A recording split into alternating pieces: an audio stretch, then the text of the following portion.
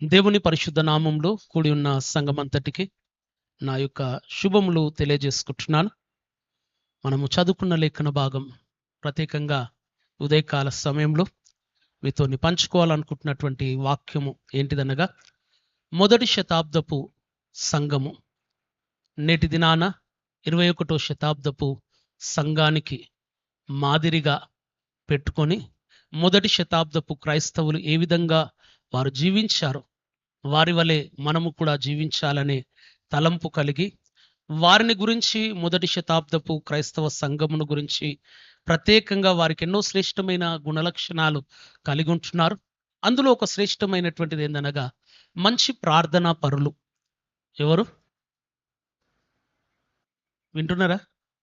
జర నేను మాట్లాడుతుంటే జర ప్రతిస్పందిస్తే జర చెప్పే వాళ్ళకు, వినే వాళ్ళకు, నిద్రపోతున్న వాళ్ళకు కూడా జర మేల్కొల్పు ఉంటుంది. మొదటి శతాబ్దపు సంఘం, ఫస్ట్ సెంచరీ చర్చ్, వారు గొప్ప ప్రార్థనా పరులు. వారు ప్రార్థన విషయంలో మనము అపోస్తుల కార్యంలో మొదటి శతాబ్దపు క్రైస్తవ్యం గురించి, సంఘము ఎలా ఏర్పడింది, సంఘము ఏమని కార్యాలు చేసి ఉంటున్నది రాస్తుంటున్నారు. వారిని గురించి కొన్ని విషయాలు మనం చూస్తే, వారు ప్రార్థన ఆసక్తితో ప్రార్థించేవారు అని 12వ అధ్యాయం 5వ వచనంలో మనం చూస్తాం.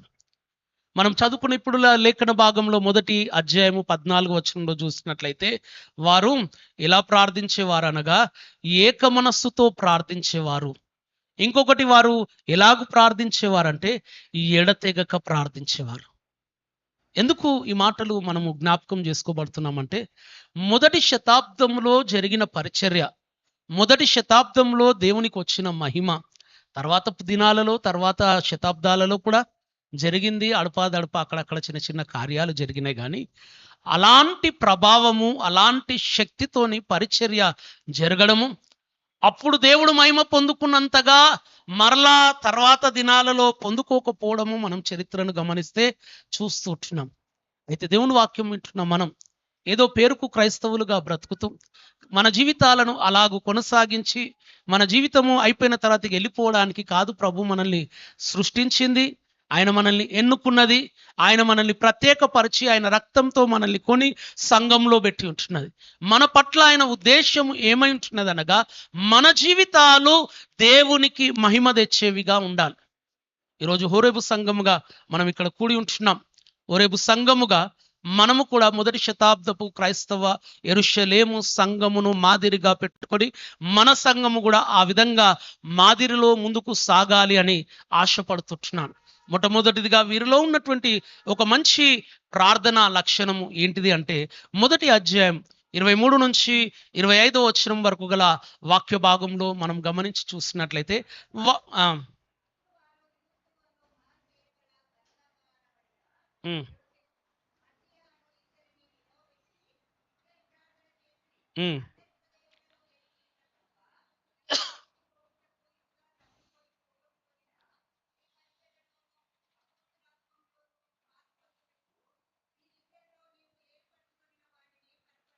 ఇక్కడ వారు చేస్తున్న ప్రార్థన దేనికోసము ప్రార్థిస్తున్నారంటే, ఒక నిర్ణయం తీసుకోవాలి. ఆ నిర్ణయం తీసుకునేటువంటి సమయంలో మనోమాతృలం. కొన్నిసార్లు మన దృష్టిలో మంచిది దేవుని దృష్టిలో కొన్నిసార్లు కాకపోయి ఉంటుంది. ఒకటి ఎదుట యథార్థముగా కనబడున్నది, అది దేవుని దృష్టికి యథార్థముగా కాకపోయి ఉండవచ్చు. ఒకవేళ నా దృష్టిలో మంచిదైనది ఇతరుల దృష్టిలో మంచిది కాకపోయి ఉండవచ్చు. అయితే క్రైస్తవుడు, సంఘం చేయాల్సినటువంటి పని, అనుదిన మన జీవితంలో ఎన్నో పర్యాయాలు, ఎన్నో మనము డిసిషన్స్ తీసుకుంటూ ఉంటాం.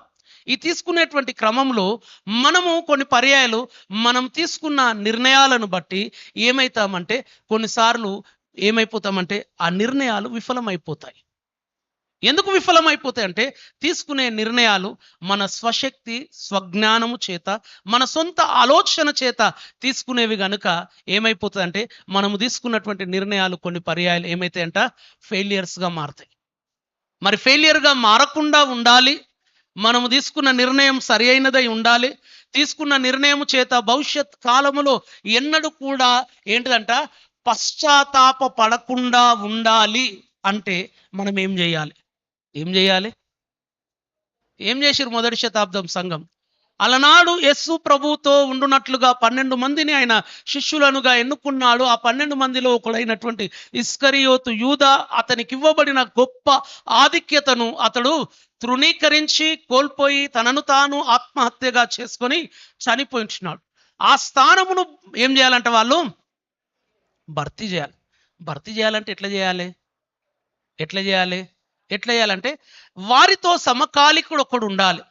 యేసు ప్రభువు వారు బాప్తిస్మమిచ్చి పొందుకున్నది మొదలుకొని పునరుత్థానుడై పరలోక రాజ్యానికి వారి కన్నుల ఎదుట ఆరోహణమై వెళ్తున్నటువంటి సమయం వరకు ఆయనను అప్పుడప్పుడన్నా చూసి కలుసుకొని ఆయనతో మాట్లాడి ఆయన కార్యములలో పాలు పొందిన వాడై ఉండాలి. అందుకే మనం 21 నుంచి మనం చూస్తాం ఏమన్నదంటే, కాబట్టి యోహాను బాప్తిస్మం ఇచ్చినది మొదలుకొని ప్రభువైన యేసు మన యొద్ద నుండి పరమునకు చేర్చుకొనబడిన దినము వరకు ఆయన మన మధ్య సంచరించుచుండిన కాలమంతయు మనతో కలిసి ఉన్న వీరిలో ఒకడు. ఎవరు పడితే వాళ్ళు క్రీస్తును గురించి చెప్పడానికి వీల్లేదు. క్రీస్తును ఎరిగిన వారై ఉండాలి. నా సొంత ఆలోచన, నా సొంత అభిప్రాయం నేను క్రీస్తుని గురించి ప్రకటించడానికి కాదు, నేను ఆయనను ముఖాముఖిగా ఎరిగిన వాడనై ఉండాలి. అందుకే అపోస్తలత్వానికి అందరినీ అర్హత ఇయ్యలేదు. కేవలము ఎవరైతే క్రీస్తును పర్సనల్గా ఎన్నుకున్నారు, పర్సనల్గా ఆయనను చూశారు, పర్సనల్గా ఆయన మాట విన్నారు, ఆయన చేసిన కార్యాలు.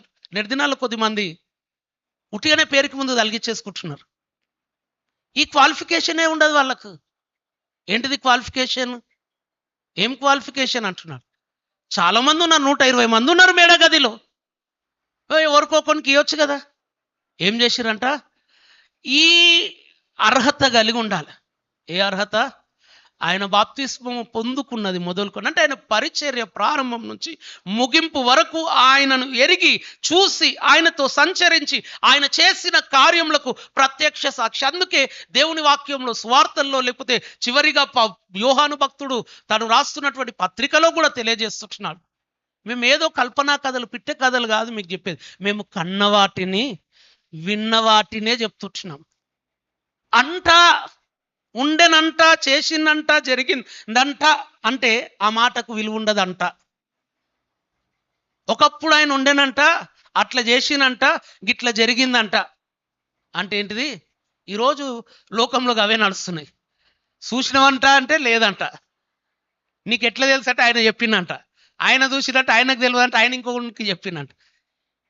క్రీస్తును వ్యక్తిగతంగా ఎరిగిన ఏకైక మార్గము క్రైస్తవ్యం. దేవుణ్ణి వ్యక్తిగతంగా ఎరిగిన వారు ఎవరు? క్రైస్తవుడు తప్ప ఇంకెవ్వడు లేదు. ఎవడో తాత ముత్తాతల నుంచి వస్తుందని దాని వెనుక ఓడే తప్పించి యువనికి వ్యక్తిగతంగా అనుభవాలు లేని వారు ఉంటున్నారు. అయితే దేవుని వాక్యం వింటున్నాం మనం. 2 వచ్చిరంట. ఆ టెస్ట్లో ఎవరు వచ్చిరంట? 2 క్వాలిఫై. ఎన్ని పోస్టులు ఉన్నాయి? 1 పోస్ట్. ఇస్కరియోతు యూదాది 1 పోస్ట్ ఉన్నది, 2 వచ్చారు. ఇప్పుడు 2లో ఎవరిని సెలెక్ట్ చేయాలి? మనమైతే మనకు ఎవడు దగ్గర ఉంటాడు, మనకు ఎవడు ఎక్కువ డబ్బులు ఇస్తాడు, మనకు ఎవడు నెక్స్ట్ మనకు ఆటంకంగా ఉండకుండా, ముళ్ళుగా ఉండకుండా ఎవరిని తీసుకుంటే మనకు బాగుంటుంది అని ఆలోచన చేసి తీసుకుంటాం. కానీ వారు ఇలా చేసిరంట, తమ సొంతానికి ప్రాధాన్యత ఇవ్వలేదు. ఏమి ఇవ్వలేదంట? సొంత ఆలోచనకు కాదు. ఈరోజు మన వ్యక్తిగత జీవితాల్లో కూడా మనము తీసుకునే నిర్ణయం, యవనస్తులైన వారికి ప్రత్యేకంగా చెప్తాను, మీ భవిష్యత్తును గురించి, వివాహమును గురించి తీసుకునే నిర్ణయాలు ఉద్రేకాలను బట్టి తీసుకోవద్దు, మనిషి పైరూపమును చూసి తీసుకోవద్దు. దేనిని బట్టి అంటే ప్రార్థన ఒక్కటే అంట. నేను ప్రార్థన తప్ప ఇంకా వేరేది లేదు. చాలా జీవితాలను చూస్తున్నాం, తొందరపడి తప్పుడు నిర్ణయాలతో భవిష్యత్తు ఏమైపోతున్నదంట? అగమ్య గోచరముగా మారి జీవితకాలం అంతా ఏం పడతారంట? బాధ, వేదన. ఇప్పుడు కొనికి పోస్ట్ ఇచ్చి మళ్ళీ తీసేవాడు ఉండదు. ఇక్కడ ఇచ్చినామంటే పర్మనెంట్ ఉండాలి. ఆయన దేవుని వాక్యం వింటున్నాం మనము కూడా. మన పితరుడైన దావీదు తను దేవుని కృప చేత పశువులు కాస్తున్న స్థాయి నుంచి రాజయ్యేంత వరకు దేవుడు అతన్ని క్రమక్రమముగా అభివృద్ధిలోనికి తీసుకొని వచ్చాడు.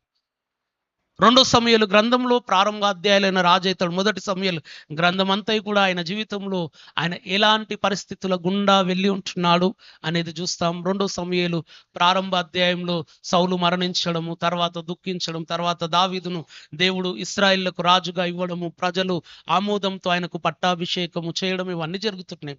అతడు రాజైన తర్వాత మొట్టమొదటిదిగా అతనికి యుద్ధము వచ్చినటువంటి సందర్భంలో, ఫిలిస్తీన్లు అతన్ని ఎదుర్కొని అతనితో యుద్ధము చేయడానికి వచ్చినటువంటి సందర్భంలో ఆయన చేసిన కార్యములను గురించి రెండో సమూయేలు గ్రంథం 5వ అధ్యాయం 17 నుంచి 25వ వచనం వరకు గల వాక్య భాగంలో మనం చూస్తాం. ఏమని రాయబడుతున్నది అనగా, అతడు యెహోవా యొద్ద విచారణ చేసిన వాడుగా ఉంటున్నాడు.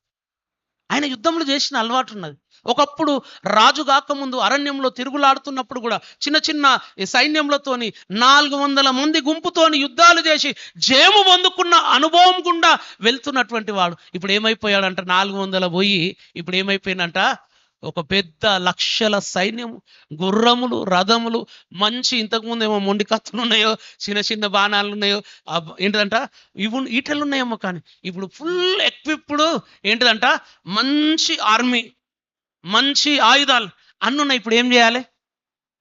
అప్పుడు ప్రార్థన చేసినట్టు ఏమో ఉన్నది. ఏంటిది? అప్పుడు తక్కువ మంది ఉన్నారు, అందులో నైపుణ్యం లేని వారు ఉంటున్నారు, సరి అయిన ఆయుధాలు, సరి అయిన గుర్రాలు, రథాలు లేవు. అప్పుడు ప్రార్థన చేస్తాడు. ఇప్పుడు ఎందుకు చేస్తాడు? ఇప్పుడు ఆల్రెడీ సైన్యము, సైన్యాధిపతి, గుర్రములు, రథములు, ఆయుధాలు సమస్తం ఉన్నాయి. లక్షల మంది సైన్యం ఉన్నా అతడు ఫిలిస్తీన్లతో యుద్ధానికి వెళ్ళాలి అని వచ్చినటువంటి సమయంలో ఏం చేస్తున్నాడో తెలుసా? దేవా, యుద్ధమునకు వెళ్ళుదునా మానుదునా అని 5వ అధ్యాయం 2 సమూయేలు 5, 19, 23 2 పర్యాయాలు దేవుణ్ణి అడుగుతా ఉంటున్నాడు. ఎందుకు అడగాల్సి వచ్చేట్టున్నది? ఆయనకున్న అలవాటు అది కాబట్టి. దావీదు జీవితంలో యుద్ధాలలో జయశీలుడుగా అతడు జయిస్తూ అనేక యుద్ధాలను జయించడానికి అతనికున్న కారణము ఏదైనా ఉన్నదంటే అతనికున్న ఈ లక్షణం. ఏం లక్షణం అండి? అందుకే కొన్ని పర్యాయాలు ఆయనే అనుకుంటే, కొందరు గుర్రములు, కొందరు రథములు. అతిశయం. ఏ రాజు సేనాబలము చేత అతిశయించకూడదు అంటాడు. అతిశయించువాడు అందరూ కూడా సమస్త జనుల పైన కృప చూపించి యెహోవాను బట్టి అతిశయించాలంటాడు. దేవుని వాక్యం వింటున్నాం మనం. ఆయనకు బలమున్నా, యుద్ధ నైపుణ్యం స్టార్టింగ్లో లేదు, మెల్లమెల్లగా నేర్చుకున్నాడు.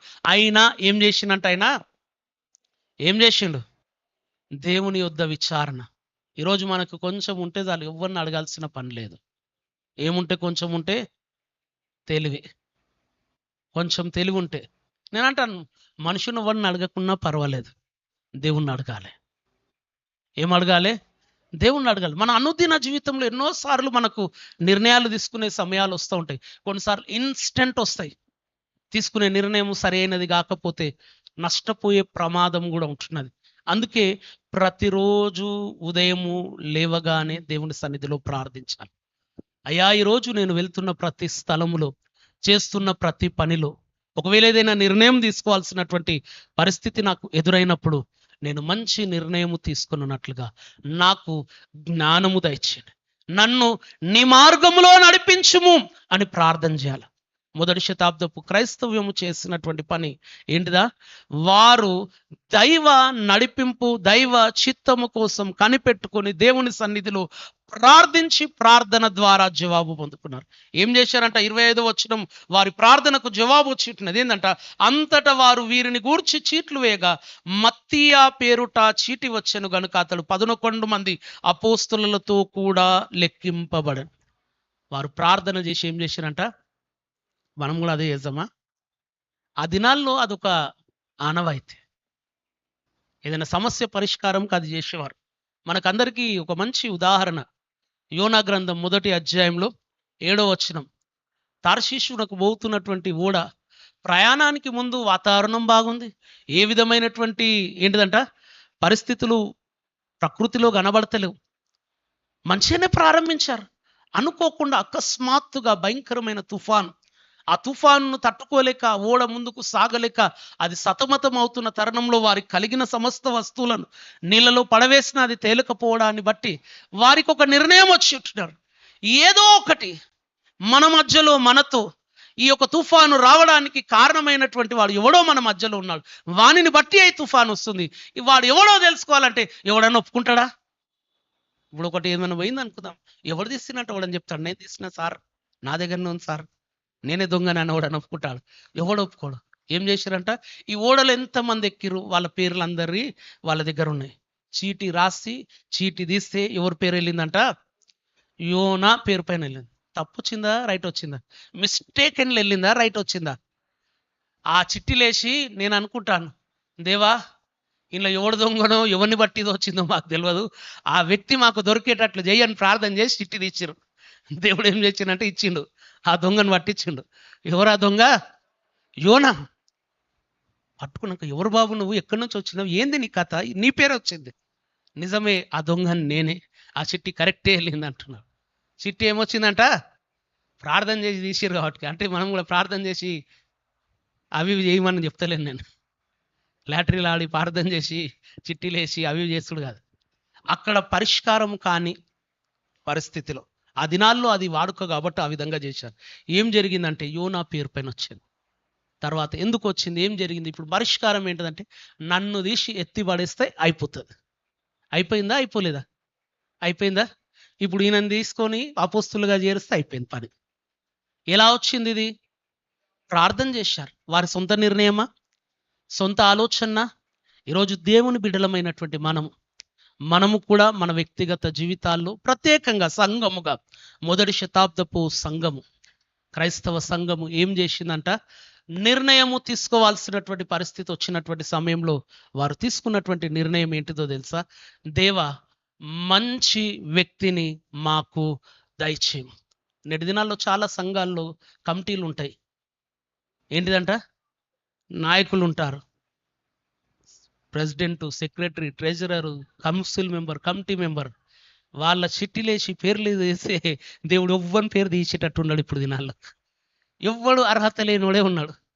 ఇప్పుడు ఉన్నోళ్ళు వంతో ఎన్నుకోబడుతున్నారంటే వాళ్ళ సొంతంతోనే ఎన్నుకోబడుతున్నారు. దైవ చిత్తము, దేవుని సన్నిధులు, దేవా ఈ పరిచర్య ముందుకు సాగాలి, ఈ పరిచర్య ముందుకు సాగుటలో ఎవరి ద్వారా నీవు ఎవరిని ఎన్నుకున్నావు, ఎవరైతే బాగుంటుందని ప్రార్థించే సంఘాలు నేటి దినానికి అరువైపోయించున్నాయి. కానీ మొదటి శతాబ్దపు సంఘం ఆ రీతిగా లేదు. రెండోదిగా వారి ప్రార్థన మనకు మాదిరి. రెండోది మనం 4వ అధ్యాయం అపోస్తుల కార్యంలో 4వ అధ్యాయము 29వ వచనం నుంచి 31వ వచనం వరకు గల వాక్య భాగంలో మనం గమనిస్తే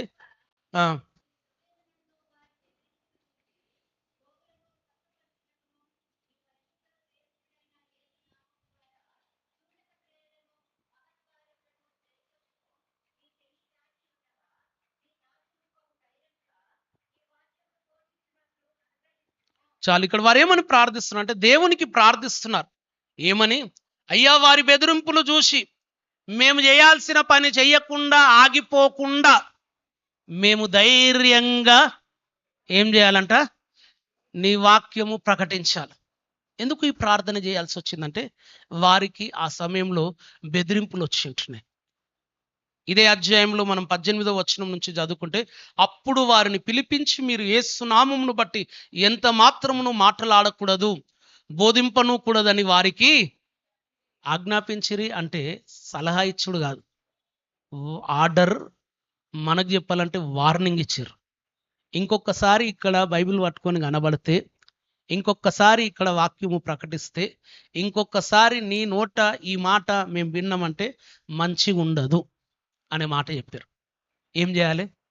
అయ్యా తప్పైంది, ఇంకొకసారి ఆ పొరపాటు చేయను అని అనాలి. కానీ పేతురు అన్నాడా? అనలేదు. కానీ ఆయన మేము ఇదే చేస్తామని చెప్పి వచ్చి సంఘంను సమకూర్చాను.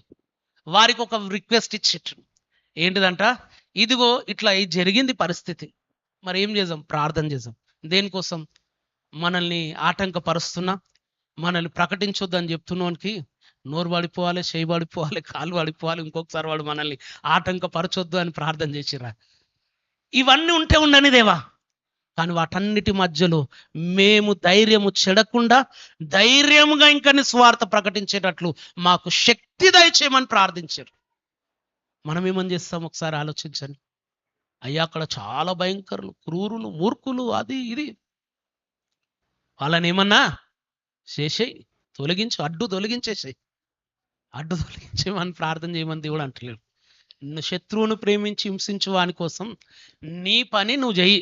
దేవుడు నీకు ఇచ్చిన బాధ్యత ఇవి ఉన్నాయని సాకులు చెప్పి వంకలు చెప్పి తప్పించుకోవడానికి కాదు. వాటి మధ్యలో శక్తితో బలముతో ధైర్యంగా ఇంకా నీ సువార్త ప్రకటించుటకు మాకు ధైర్యమును ప్రార్థన చేశారు. ప్రార్థనకు జవాబుగా 21వ వచనంలో మనం చూస్తే ఏమని రాయబడుతుంది? వారు ప్రార్థన చేయగానే వారు కూడి ఉన్న చోటు కంపించెను. అప్పుడు వారందరూ నిండిన వారై దేవుని వాక్యమును ధైర్యముగా ఎవరు బోధించారంట? వారందరంటే వారందరూ సంఘం. ఎవరైతే ప్రార్థించారో దేవా మాకు ధైర్యం కావాలి, సంఘము. అసలు వాళ్ళు వార్నింగ్ ఇచ్చింది ఎవరికి? పేతురు యోహాన్కు. పేతురు యోహాన్లో కూడా నేను అనుకుంటాను పేతురు వైపే చూసి వార్నింగ్ ఇచ్చారు. అరే ఇంకొకసారి నువ్వు బాగా చేస్తున్నావు, ఎక్కువైపోయింది నీది మధ్య, బాగా నీ గురించి వింటున్నా, జర జాగ్రత్త, ఇంకొకసారి కనుక మరలా రిపీట్ అయింది అంటే బిడ్డ అని వార్నింగ్ ఇచ్చారు. ఎవరికి? పేతురుకి. మనం ఒక మాట అంటాంగా, ఒక్కడు పోతే 100 మంది లేస్తాడని, ఒక్కడిని ఆపితే 100 మంది లేస్తారని. పేతురు నోరు ముయించాలనుకుంటే సంఘం అంతటిని లేపిండు దేవుడు. హల్లెలూయా. పేతురుకే కాదు ధైర్యం ఇచ్చింది దేవుడు, సంఘం అంతటికి ధైర్యం ఇచ్చింది. ఎంతమంది ఉండొచ్చు? దాదాపు మీ అందాజల మీకు తెలిసినట్టు చెప్పండి, ఎంతమంది ఉన్నారు? ఎవ్వరు లేరు. అసలు సంఘంలో ఏమున్నారు అండి? ఓ 10 మంది ఉంటుండొచ్చు, ఒక 5 మంది ఉంటుండొచ్చు, లేకపోతే 12 మంది. మనం 2వ అధ్యాయంలో 3,000 మంది, 3వ అధ్యాయంలోనికి వస్తే 4,000 మంది, ఇలా జమ అవుతా పోతుంటున్నారు. 1,000 మంది. ఒక్కొన్ని ఆప్తే ఎంతమంది ఇస్తున్నారంట? 1,000 మందికి దేవుడు శక్తి ఇస్తున్నాడంట. దేవుడు కేవలం పేతురునో యోహాన్నో ఇంకో రక్షింపబడిన ప్రతి క్రైస్తవుని వాడుకోవాలని ఆశపడుతుంటున్నాడు. ఆ రక్షింపబడిన ప్రతి క్రైస్తవుడు దేవుని చేతిలో వాడబడాలంటే సంఘము ప్రార్థించాలి. సంఘం ఏమని ప్రార్థించాలి? అయ్యా మా సంఘము నిద్రపోతున్న సంఘం లెక్క ఉండొద్దు, నోరు మూసుకున్న సంఘంగా ఉండొద్దు. ఉన్న ప్రతి ఒక్కడు నోరు తెరిచి ధైర్యంగా వారి పరిధిలో, వారు ఉన్న ప్రాంతంలో, వారు చదువుకునే కాలేజీలో, వారు పనిచేస్తున్న ఉద్యోగ స్థలంలో, వారు ఎక్కడికి వెళ్ళినా అక్కడ నీ నామము నిమిత్తము ధైర్యముగా సువార్త ప్రకటించున్నట్లుగా వారికి శక్తి దయచేయమంటే ఇక్కడ ఏమని రాయబడ్డది? 21వ వచనంలో చూస్తే, అప్పుడు వారందరూ పరిశుద్ధాత్మతో నిండిన వారై దేవుని వాక్యమును ధైర్యముగా, ఎక్కడైతే వద్దు ఇక్కడ ప్రకటించొద్దు, ప్రకటిస్తే బాగుండదంటే ఒక్కొన్ని ఆపితే 100 మంది అక్కడ ప్రకటించేటోళ్ళు వేసారు. ఒక్కొన్ని ఇక్కడ రావద్దు గలీలకు, ఒక్కడను వస్తే నేను కొడతా అంటే 100 మంది వచ్చి ప్రకటించేటట్టు చేసిండు దేవుడు. మనం అనుకుంటాం నేటి దినాల్లో క్రైస్తవ దేశాలుగా మారినాయి. ఒకప్పుడు భయంకరమైన శ్రమలు అనుభవించారు. సువార్తకు భయంకరమైనటువంటి పరిస్థితులు కల్పించిన దేశాలు, శ్రమలు విస్తరించినప్పుడు దేవుడు కృప కుమ్మరించి అక్కడ అనేకులను లేవనెత్తి ఈరోజు ఆ దేశాలని క్రీస్తు వైపుకు ఆకర్షించారు. మనం కొన్నిసార్లు ఈ విషయంలో మనం దేవునికి థ్యాంక్స్ చెప్పాలి. ఏ విషయంలో? ఆటంకాలు అవరోధాలు కలిగినప్పుడు. అవరోధాలు కలుగుతున్నాయంటే ఆలోచించాలి. ఏంటిదో తెలుసా? అక్కడ దేవుని కృప అధికముగా కుమ్మరింపబడుతుంటున్నది. ఒక్కరిని ఆపితే 100 మందిని లేపే దేవుడు ఉంటున్నాడు. ఏలియా కాలంలో కూడా నేను ఒక్కడినే వీరికి వ్యతిరేకంగా లేచానయ్యా, ఎవ్వరు కూడా నాకు సహాయం చేయలే అని ఏలియా దేవునితో అంటున్నాడు. వరే అందరూ బయలుకు మొక్కిన వాళ్ళు అనుకుంటున్నావా? 7,000 మంది ఉన్నారు ఇంకా ఈ దేశంలో. నాకు అది నీకు తెలియదు, ఎవరికి తెలియదు, నాకు తెలుసు. మనం అనుకుంటున్నావచ్చు నా అంతటోడు ఎవరు లేడు, నేను ఒక్కడినే, నేనే ఈ ప్రాంతంలో కష్టపడుతున్నా, ఎవ్వడు నా మాట వింటలేడు అని కాదు.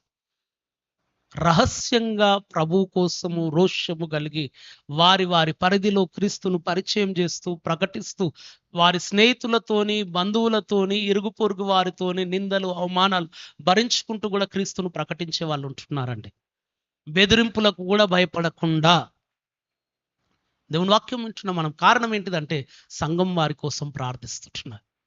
ఈరోజు సంఘముగా మనం చేయాల్సినటువంటి ప్రార్థన, దేవా మా సంఘంలో ఉన్న వారందరూ కూడా ధైర్యముగా నీ సువార్త ప్రకటించేవారుగా ఉండాలి. మాకు ఆ ధైర్యమును దయచే. ఏమని ప్రార్థించారంట? మాకు ధైర్యమును దయచే. దేనికోసం ధైర్యం కావాలంట? సువార్త ప్రకటించినట్లు. మనం అపోస్తుల కార్యం 8వ అధ్యాయంలోనికి వెళ్దాం. అపోస్తుల కార్యంలో 8వ అధ్యాయం 14 నుంచి 16 వచనం వరకు గల వాక్య భాగంలోనికి వెళ్దాం.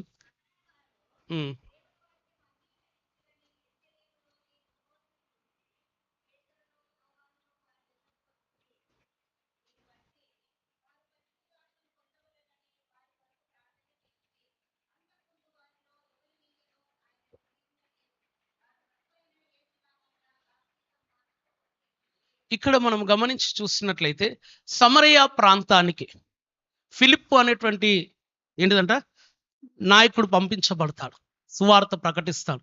ఆ ప్రాంతంలో అనేకులు సువార్త విని క్రీస్తు వైపుకు త్రిప్పబడి వాక్యమును అంగీకరించి యేసు క్రీస్తు నామంలో బాప్తిస్మం పొందుకుంటారు. ఈ వార్త యెరూషలేములో ఉన్న సంఘము తెలుసుకొని వారు చేసినటువంటి పని ఏంటిదో తెలుసా? 14వ వచనంలో సమరయులు దేవుని వాక్యము అంగీకరించిరని యెరూషలేములోని అపోస్తులు విని పేతురును యోహానును వారి యొద్దకు ఎందుకు పంపించారంటే, ఒకసారి చూసిరండి, వాళ్ళు అంత ఈజీగా ఎట్లా నమ్మారు? నమ్మిన ఇది సాధ్యమేనా కాదా? ఒకసారి పోయి చూసిరండి. వెళ్తే నిజమే, వాళ్ళు ఏం చేశారంటే వాక్యమును అంగీకరించారు. వాక్యం అనగా క్రీస్తును గురించి ప్రకటింపబడినప్పుడు క్రీస్తే మెస్సయ్య, క్రీస్తే లోకరక్షకుడు, ఆయన మన కోసం ఈ లోకానికి వచ్చి సిలువలో తన ప్రాణం పెట్టి మన పాపములకు ప్రాయశ్చిత్తం చేశాడు. మన పాపములను ఆయన ఎదుట ఒప్పుకుంటే మన పాపముల నుంచి మనల్ని విడిపించి నీతిమంతులుగా తన బిడ్డలుగా పరలోక రాజ్యానికి వారసులుగా చేస్తాడు అని ప్రకటించినప్పుడు ఆ వాక్యంను వారు ఏం చేశారంట? విన్నరు, విశ్వసించిరు, అంగీకరించారు. ఎవరైతే వింటారో, ఎవరైతే విశ్వసిస్తారో, ఎవరైతే క్రీస్తుని అంగీకరిస్తారో వారు రక్షింపబడతారు. అయితే రక్షింపబడితే అక్కడికే ఆగిపోయారంట. యేసు ప్రభు నామం నొప్పుకొని బాప్తిస్మం పొందుకున్నారు. కానీ ఒక్కటి కొరత ఉన్నదంట. ఏం కొరత ఉన్నదంట? 15వ వచనంలో రాయబడుతుంది, వీరు వచ్చి వారు పరిశుద్ధాత్మను పొందవలెనని వారి కొరకు దేనికోసం ప్రార్థన చేసిందంట సంఘము? పరిశుద్ధాత్మను. ఎవరు పొందుకోవాలి పరిశుద్ధాత్మను? క్రీస్తును అంగీకరించిన వారు. క్రీస్తునైతే అంగీకరించారు, క్రీస్తు నామంలో అయితే బాప్తిస్మము పొందుకొని ఉంటున్నారు. కానీ ఆత్మపూర్ణులై ఆత్మచేత నడిపింపబడిన అనుభవము లేని వారుగా ఉంటున్నారు. నేటి దినాల్లో క్రైస్తవులు చెప్పుకునే సర్టిఫికెట్లలో క్రైస్తవులుగా ఉన్నవారిలో చాలా మంది క్రీస్తు నామము కలిగి ఉన్నవారే, బాప్తిస్మము పొందుకున్నవారే, ఏదో ఒక సంఘానికి సభ్యత్వం ఉన్నవారే, కానీ అస్సలుది లేని వారు ఉంటున్నారు. ఏం లేని వారు ఉంటున్నారు? ఏం లేని వారు ఉంటున్నారు? సమరయులు రక్షణ వాళ్ళది అనుమానించడానికి వీల్లేదు. యేసు ప్రభువును వారు ఒప్పుకున్నారు, విశ్వసించారు, అంగీకరించారు. అంగీకరించడమే కాదు, ఏమని రాయబడుతుంది? వారు బాప్తిస్మము కూడా పొందుకున్నారు. కానీ ఏం లేదంట? ఆత్మ లేదు. దేవుని వాక్యం వింటున్నా మనము కూడా ఇక్కడ ఉన్న మనలో ఒకసారి పరీక్షించుకుంటే, చాలామంది ఇక్కడ ఉన్న వాళ్ళందరూ కూడా ఒక విధంగా చెప్పాలంటే యేసు ప్రభుని రక్షకునిగా అంగీకరించిన వారే ఇక్కడికి వచ్చారు. ఎవరైనా ఒకవేళ లేని వారు ఉంటే ఎవరైనా ఒకళ్ళు రెండు ఉండొచ్చు. కానీ ఎంతమంది ఆత్మపూర్ణులై ఆత్మచేత నడిపింపబడుతూ తమను తాము పరిశుద్ధాత్మకు అప్పగించుకొని నడిపింపబడుతున్నారు అంటే ఏమన్నట్టు చెప్పాలిగా? ఇక్కడ చూస్తే ఏమున్నదంటే వాళ్ళ లోపల పరిశుద్ధాత్మను పొందుకున్న వారుగా లేరు. ఈరోజు క్రైస్తవ సంఘము చేయాల్సిన పని ఏంటిదో తెలుసా? క్రైస్తవులుగా ఉంటూ ఆత్మ లేని వారుగా, ఆత్మ నడిపింపు ప్రకారంగా నడిపింపబడని వారుగా ఉన్న వారందరూ ఆత్మపూర్ణులై ఆత్మచేత నడిపింపబడాలి అని ప్రార్థన చేయాలి. చెయ్యమన్నట్టే ఉన్నది, చెయ్యమన్నట్టే చూస్తున్నారు. చెయ్యాలి. ఎందుకు తెలుసా? మనము ఆత్మపూర్ణము కాకపోతే ఇతరులను ప్రభు యుద్ధకు నడిపించడంలో మనమే ఆటంకమవుతాం. మన ద్వారా ఈ లోకంలో దేవునికి మహిమ రాదు. దేవుడు మన ద్వారా మహిమ పడాలి అంటే, అందుకే దేవుని వాక్యంలో రోమపత్రికలు 8వ అధ్యాయంలో పరిశుద్ధాత్మను గురించి పౌలు భక్తుడు అంటున్నాడు, ఎందరూ ఆత్మచేత నడిపింపబడతారో వారే దేవుని పిల్లలు. లేకపోతే ఆత్మ లేనివాడు నా వాడు. నువ్వు క్రైస్తవ సంఘానికి వచ్చినా, బాప్తిస్మం తీసుకున్నా, మెంబర్షిప్ ఉన్నా, క్రిస్టియన్ మ్యారేజ్ అయినా, క్రిస్టియన్ ఫ్యూనరల్ అయినా, క్రిస్టియన్ అన్నీ అయినా నీకేముండదంట అంటే ఆత్మను ముందుకలేదు, కొత్త బోధ ఏం లేదు. దేవుని ఆత్మ రక్షింపబడిన విశ్వాసిలోనికి వస్తాడు. వచ్చినప్పుడు మనం దానికి లోబడాలి. మాట్లాడుతుంటాడు, విధేయత చూపించాలి, నడిపిస్తుంటాడు. తప్పు చేస్తున్నప్పుడు నీవు హెచ్చరింపబడుతున్నావు అంటే దేవుని ఆత్మ నీ లోపల గుచ్చింపుకుంటున్నది. మనము అపోస్తల కార్యం 2వ అధ్యాయంలో సువార్త వింటున్న వారు ఏం చేయారంట? హృదయంలో నొచ్చుకున్నారు. ఎవరు నొప్పింపజేశారు వారిని? పరిశుద్ధాత్మని యొక్క కార్యం ఏంటిదో తెలుసా? వ్యక్తిని, పాపిని ఒప్పింపజేసే కార్యం చేస్తాడు. పాపిని ప్రభు మార్గంలోనికి నడిపించే కార్యం చేస్తాడు. పరిశుద్ధాత్ముడు నీలోనికి వచ్చినప్పుడు సత్య స్వరూపి అగు ఆత్మ సర్వ సత్యములోనికి నిన్ను నడిపిస్తాడు. ఆయన లేకపోతే గనుక నీ సొంత మార్గంలో గనుక ప్రయాణం చేస్తే, ఆయనను నువ్వు నిర్లక్ష్యం చేసి ఆయన మాట వినకుండా ఆత్మను ఆర్పి ఆత్మను దుఃఖపరుస్తూ ఆత్మనున్న ఒక మూలన పడేసి నీవు నోరు మూసుకొనుండు నాకు తెలుసులే అని పక్కన పెట్టినావు అనుకో, ఏమైతుంది తెలుసా? నీ గతి నీ అంతము భయంకరం. పేతురు భక్తునికి యోహాను భక్తునికి తెలుసు, వీళ్ళు మంచివారు, సువార్తను సాత్వికముతో అంగీకరించారు, యేసు ప్రభు నామాన్ని ఒప్పుకున్నారు, బాప్తిస్మం పొందుకున్నారు. కానీ ఆత్మను కూడా పొందుకొని ఆత్మచేత నడిపింపబడాలి. ఏం చేశారంట? ఏం చేశారు?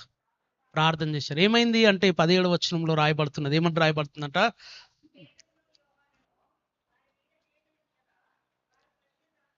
ఏం చేశారంట? వాళ్ళు ప్రార్థన చేశారు. చేతులు ఉంచడం అంటే ప్రార్థన చేశారు. ఎవరి కోసము? సమరయులు ప్రభువును అంగీకరించిన వారి కోసం ప్రార్థన చేశారు. ప్రార్థన చేస్తే ఏం జరిగిందంట? మనం మొదటి శతాబ్దపు సంఘము ఏ ప్రార్థన చేసినా ప్రార్థనకు రెస్పాన్స్ వస్తున్నది. మనం చేస్తున్నాం ప్రార్థనలు, ఏమొస్తున్నది? మనకు ఏమొస్తున్నది? కొన్నిసార్లు వస్తలేదు రెస్పాన్స్. ఎందుకు వస్తలేదు అంటే మరలా చెప్తున్నా, ఫస్ట్లోనే చెప్పాను. మొదటి శతాబ్దపు సంఘము ఆసక్తి కలిగింది, ఏకమనస్సు కలిగి ఉన్నది, ఎడతెగక ప్రార్థిస్తున్నది, పర్సనల్ పక్కన పెట్టి ఉంటున్నది. చర్చ్ యూనివర్సల్ చర్చ్ సంఘ క్షేమాభివృద్ధి కోసం పాటుపడి ఉంటున్నది.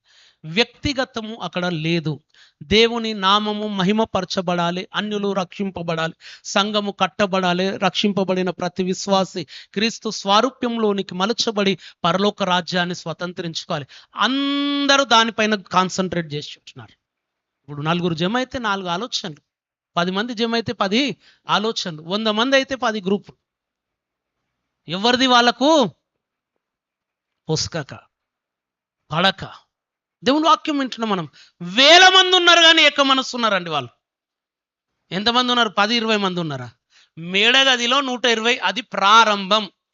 ఇక తర్వాత దాని విస్తరణ ఎవడు ఆపలేకుండా పోతూనే ఉంటున్నది. ఎంత విస్తరిస్తున్న ఐక్యత మాత్రం సాతానుడు దెబ్బతీయలేకపోతుంటున్నారు. ఆ ఐక్యతనే వారిని ఇంతగా, వారు ఏ ప్రార్థన చేసినా ఆ ప్రార్థనకి ఏమొస్తున్నదంట? జవాబు వస్తున్నది. కారణం ఏంటిదో తెలుసా? ఆ సంఘంలో ఉన్నటువంటి ఆసక్తి. అందుకే ప్రారంభంలోనే చేశారు, మొదటి శతాబ్దపు క్రైస్తవ సంఘము గొప్ప ప్రార్థనా పరులను కలిగి ఉంటున్నది. వారు చేసిన ప్రార్థనలు వ్యర్థము పోలేదు, ప్రార్థనకు జవాబు పట్టుకొచ్చిన ప్రార్థనలు అవి. 12వ అధ్యాయంలో మనం చదువుకుంటే మొదటి వచనం నుంచి 17వ వచనం వరకు గల వాక్య భాగంలో అక్కడ ఒక సందర్భంలో మరలా ప్రార్థన చేస్తారు. ఏంటిది ఆ సందర్భం అనగా, వారి నాయకుడైనటువంటి పేతురును హేరోదు చెరసాలలో పట్టి పెట్టిస్తాడు. ఆయనను చంపవలెనని, యూదులను సంతోష పెట్టవలెనని అతడు ఆలోచన కలిగి పేతురును చెరసాలలో బంధకాల్లో ఉంచినప్పుడు సంఘం చేస్తున్నటువంటిది ఏంటిదో తెలుసా? 12వ అధ్యాయం 5వ వచనంలో రాయబడుతున్నది.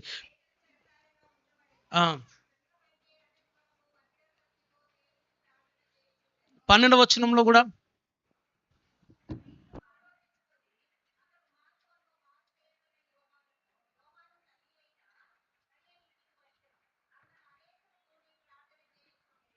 అనేకులు కూడి, అంటే విశ్వాసులు, సంఘం ఏం చేస్తున్నారంట? దేనికోసం చేస్తున్నారు? ఉద్యోగాలు రావాలి, ఇంకేదో కావాలి, ఇంకేదో కావాలి, ఇంకేదో కావాలి. ఇవి నేను కాదనడం లేదు. ఈ లోకంలో మనం బ్రతకడానికి, ఈ లోకంలో వ్యక్తిగతంగా కుటుంబపరంగా మనకున్న అవసరతలు తీర్చబడడానికి, సంఘములో సమాజంలో ఒక గౌరవప్రదమైన బ్రతకడానికి మనకు అవసరమే. కానీ వాటికి ఇచ్చినంత ప్రాధాన్యత వీటికి ఇస్తున్నవా? మొదటి శతాబ్దపు సంఘము వాటి కోసం ప్రార్థన చేయలేదు.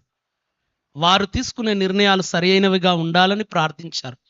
వారు చేసినటువంటి ప్రార్థన ఎలాంటి ప్రార్థన అనగా, వారు దేనికోసం ప్రార్థిస్తున్నారంట? ధైర్యంగా సువార్త ప్రకటించాలని ప్రార్థన చేశారు. దేనికోసం ప్రార్థించారంటే, సార్వత్రిక క్రైస్తవ సంఘము ఎక్కడ ఉన్నా క్రైస్తవుడు ఆత్మపూర్ణుడై ఉండాలి అని ప్రార్థన చేశారు. ఇంకొక ప్రార్థన ఏంటిదనగా, సువార్త ప్రకటిస్తూ సువార్త నిమిత్తమై శ్రమ పడుతూ చెరసాలలో బంధకాల్లో ఉన్న సేవకులు విడుదల పొందుకోవాలని ప్రార్థించారు. ఈరోజు మన దేశంలో అనేక ప్రాంతాలు ఈ యొక్క దక్షిణ భారతదేశాన్ని మినహాయిస్తే, ప్రత్యేకంగా ఉత్తర భారతదేశంలో మనం చూస్తే చాలామంది సేవకులు చెరసాలల్లో ఉంటున్నారు. ఈరోజు మనం ఇక్కడ ఆరాధించుకున్నట్లుగా అక్కడ క్రైస్తవులు ఆరాధించుకోలేని సందర్భాలు, స్థలాలు ఉంటున్నాయి. షెడ్డులలో, గుడిసెల్లో ఆరాధిస్తుంటే ఎక్కడి నుంచో రాళ్ళు విసిరేస్తుంటున్నారు. మందిరానికి వెళ్తున్నటువంటి వారిని అపహాస్యము చేస్తున్నటువంటి వారు, పాటలు పాడుతుంటే మధ్యలో వచ్చి డిస్టర్బ్ చేస్తున్నటువంటి వారు, కొన్నిసార్లు కొడుతున్నటువంటి వారు, భయంకరమైన చిత్రవదలు చేస్తున్నటువంటి వారిని మనము సోషల్ మీడియాలో, వాట్సాప్లో, ఫేస్బుక్లో ఆయా సమయాల్లో వారి ద్వారా అవి మనకు రావడం, వాటిని చూస్తుంటున్నాం. ఏం చేస్తున్నాము? అది మాకు సంబంధం లేనిది, మేము ఏం చేయాలి అనుకున్నారా?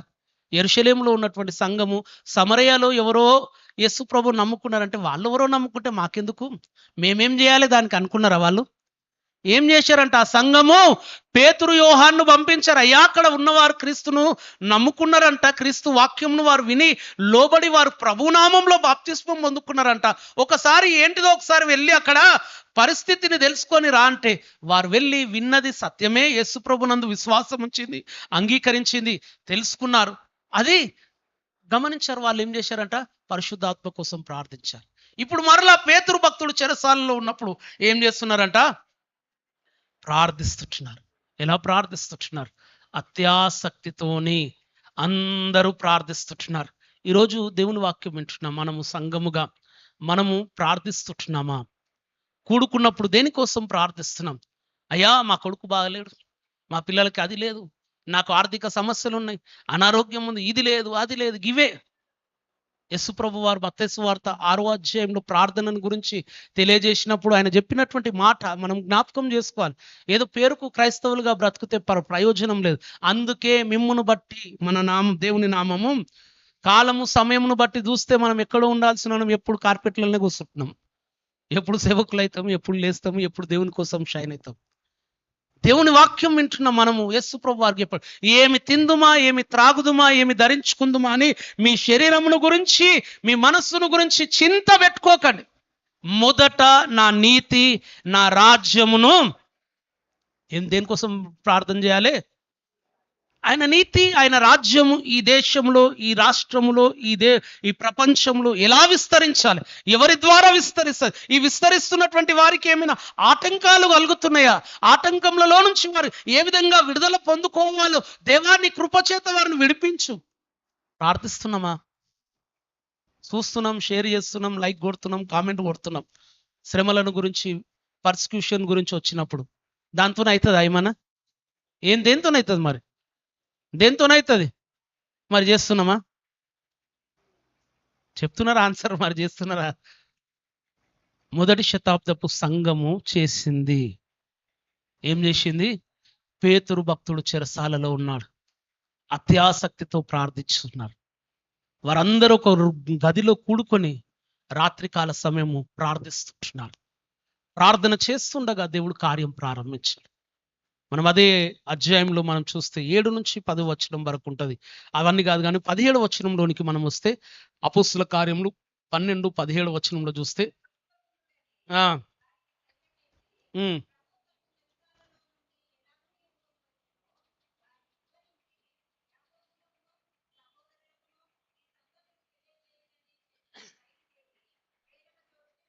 ఇక్కడ పేతురు భక్తుడు వారి యొద్దకు నడిపింపబడతాడు. ఎట్లొచ్చాడు? దేవదూత ఏ విధంగా ఆయనను తీసుకొని వచ్చిన, సంఖ్యలు ఎలా విడిపోయాయి, ఏ విధంగా ఆ చతుష్టాయములను దాటుకొని, చెరసాలను దాటుకొని, ఒక వీధిని దాటి ఇంకో వీధిని దాటి మీరున్న స్థలం వరకు నేను వచ్చాను. ఏ విధంగా జరిగింది? నాకైతే కలనే అనుకున్నాను, కానీ కల కాదు, వాస్తవం. దేవుడి కార్యం చేశాడు. దేవుడి కార్యం చేయడానికి మీరు ఇక్కడ ప్రార్థన కారణమై ఉండవచ్చు. ఈ ప్రార్థన దేవుడు నన్ను ఇక్కడికి నడిపించి తీసుకొని వచ్చాడని వారికి చెప్తున్నాడు. అంత స్టోరీ ఎవరు చెప్తున్నారు? ఎప్పుడు చెప్తున్నాడు? విడుదల పొందుకున్నాడు. ఎప్పుడు? వారు ప్రార్థిస్తుంటేనే విడుదల పొందుకున్నాడు. వాళ్ళు ప్రార్థన చేస్తుంటే తలుపు కొడుతున్నాడు ఆయన. వారు ప్రార్థన చేస్తుంటే తలుపు కొట్టి వారు ఎవరో ఏందో అనుకున్నారు. తర్వాత పేతురే వచ్చాడు, కార్యము చెప్తున్నాడు. దేవుని వాక్యము వింటున్నా మనం. నువ్వు ప్రార్థన చేస్తున్నావా? నువ్వు ఇక్కడ ప్రార్థన చేస్తుంటే అక్కడ బంధకాల్లో నుంచి సేవకులు బయటికి రావాలి. ఎన్నో ప్రాంతాల్లో సేవకులు ఆదివారం బంధింపబడుతున్నారు. కొద్దిమందికి ఉంటుంది, మనం జనరల్గా అప్పుడప్పుడు వింటాం, ఎలక్షన్ల టైంలో రౌడీ షీటర్లను లోపలేస్తారు అన్నట్టు. నార్త్ ఇండియాలో కొన్ని ప్రాంతాల్లో సాటర్డే నైట్ తీసుకుపోయి సండే నైట్ వదిలేస్తారంట పాస్టర్లను.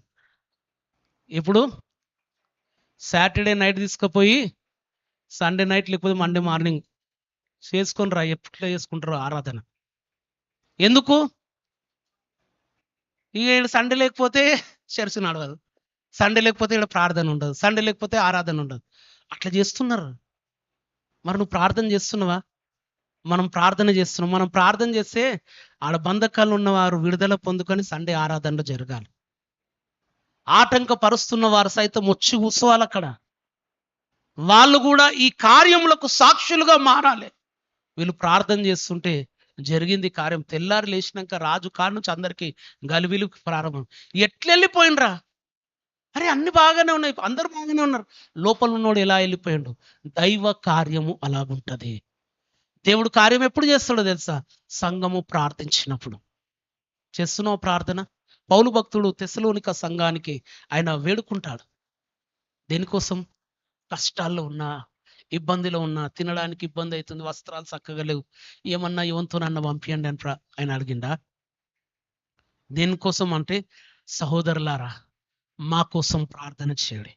మొదటి తెస్సలోనిక ఆయన ఇదే కాదు, ఆయన రాస్తున్న ప్రతి పత్రికలో ముగింపులో కృతజ్ఞత వచనాలు, మొదట్లో కృతజ్ఞత, చివరిలో వందనాలు చెప్తూ చివరిలో సమయం దొరికితే వారికి ఒక చిన్న రిక్వెస్ట్ చేసేవాడు, ప్రార్థన చేయండి, ప్రార్థన చేయండి. మొదటి తెస్సలోనిక 5:25 వచనంలో పౌలు భక్తుడు తెస్సలోనికలో ఉన్న సంఘానికి ఆయనకు అంటున్నాడు, మా కొరకు ప్రార్థన చేయండి అంటున్నాడు. ఎవరి కోసం మా కొరకు అంటే, పౌలు, అతని భార్య, అతని పిల్లలు, అతని మన్మన్లు, మన్మరాన్లు, అన్న, అక్క, తమ్ముడు, చెల్లి, తండ్రి, అమ్మమ్మ, నాన్నమ్మ, వీళ్ళ కోసమా? మా కోసం అంటే సేవకుల కోసం. ఏం చేయాలంట? ప్రార్థన చేయండి. 2 తెస్సలోనికలో మరలా జ్ఞాపకం చేస్తాడు. 3వ అధ్యాయం 1-2 వచనంలో మొదటి తెస్సలోనిక ఆ ఆ ఆ ప్రభు వాక్యము శీఘ్రముగా వ్యాపించి అనేక ప్రాంతాలలో దేవుని నామం మహిమపరచబడాలి. ఎలా అవుతుంది అంటే, సువార్థికులు వెళ్ళి సువార్త ప్రకటించాలి. అందుకే ప్రభు వాక్యము అనేక ప్రాంతాలకు శీఘ్రముగా వెళ్ళి ప్రభు నామం ప్రకటింపబడాలి అని చెప్తూ ఏమని చెప్తున్నాడు? మేము అంటే ఈ ప్రభు వాక్యము శీఘ్రముగా అన్ని ప్రాంతాలకు తీసుకొని వెళ్ళే వాళ్ళు ఉన్నారు కదా, వాళ్ళ కోసం ప్రార్థించుకున్నాడు. ఏమని ప్రార్థించమంటున్నాడు? మేము మూర్ఖులైన దుష్ట మనుషుల చేతిలో నుండి తప్పింపబడునట్లు మా కొరకు. అంటే మమ్మలను ఆటంకపరుస్తున్నవారు, మమ్మల్ని బంధిస్తున్నవారు, మమ్మలను ఏంటిదంటే పరిచర్య చేయనీయకుండా ఆపాలని, అవసరమైతే సంపాలనుకున్న వాళ్ళు ఉన్నారు. వాళ్ళు ఎలాంటి వారంట? మూర్ఖులు, దుష్టులైన మనుషులు. ఇప్పుడు పేతురుని చెరసాలలో వేసినైనా కూడా అట్లాంటి. పేతురు చెరసాలలోనికి ఉన్నప్పుడు దానికి ముందు జరిగిన కార్యం ఏంటిదంటే, యాకోబును ఖడ్గముతోని ఎవరు చేశారు? హేరోదు. ఇప్పుడు ఆయన నెక్స్ట్ ప్లాన్లో ఉన్నాడు. ఈయన ఎవరున్నారు? పేతురు. పేతురును కూడా ఎలాగైనా యాకోబుతోనే వేయాలి, కానీ జరా నెక్స్ట్ టైం కోసం ఆయన దాచిపెట్టుకున్నాడు. ఆయన మళ్ళీ ఎప్పుడైనా వచ్చినప్పుడు యూదులందరినీ సంతోషపెట్టడానికి ఆ టైంలో ఏం చేయాలి? పేతురును చంపుదాం అనుకున్నాడు. ఆ దుష్టుని చేతిలో బంధకాల్లో ఉన్నాడు. కానీ పేతురుకి ఏం భయం లేదు. ఆయనకు తెలుసు, ఏం తెలుసు? నా దేవుడు నాకు తోడుగా ఉన్నాడు, దేవుడు అనుమతిస్తే చేస్తా, బ్రతికితే సేవ చేస్తా అనుకున్నాడు. అలాగూ నిశ్చింత కలిగి వీళ్ళు మేలుకోగలిగి వీళ్ళు ఉపవాసం ఉండి ప్రార్థన చేస్తుంటే ఆయన మాత్రం పండుకొని నిద్రపోతున్నాడు. ఇప్పుడు పౌలు భక్తుడు చేస్తున్నాడు. దేనికోసం ప్రార్థిస్తున్నాడు తెలుసా? ప్రాణం పైన తీపియో ఏదో బ్రతికి ఈ వీళ్ళ చేతిలో తన్నులు తినొద్దు అనే ఉద్దేశం కాదు. ఎన్నోసార్లు తన్నులు తిన్నాడు ఆయన. ఒకటి తక్కువ 40 దెబ్బలు, ముమ్మారు కొట్టబడ్డాడు, రాళ్లతో కొట్టబడ్డాడు, తరిమి వేయబడ్డాడు, ద్వేషింపబడ్డాడు, ఎన్నోసార్లు చెరసాలలో వేయబడ్డాడు. ఆయనకి ఇవి కొత్త కాదు, వాటి కోసం భయం లేదు.